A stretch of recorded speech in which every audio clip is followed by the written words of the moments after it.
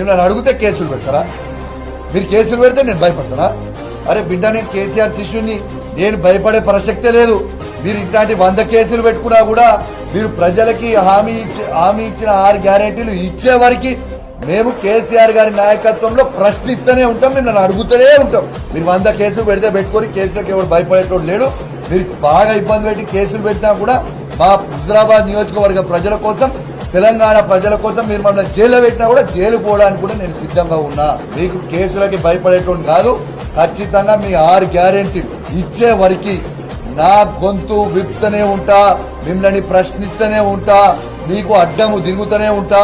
ఇంకో సంవత్సరం అయితే డైరెక్ట్ గానే, ఇండైరెక్ట్ గా ఏముండదు. ఇంకా మీరు ఇవ్వకపోతే ఇంకో సంవత్సరం వరకు ఓపెన్ గా వెయిట్ చేస్తాం.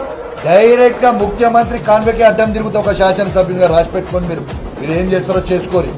పోలీసులను వాడుకొని లాఠీ దెబ్బలు తినడానికి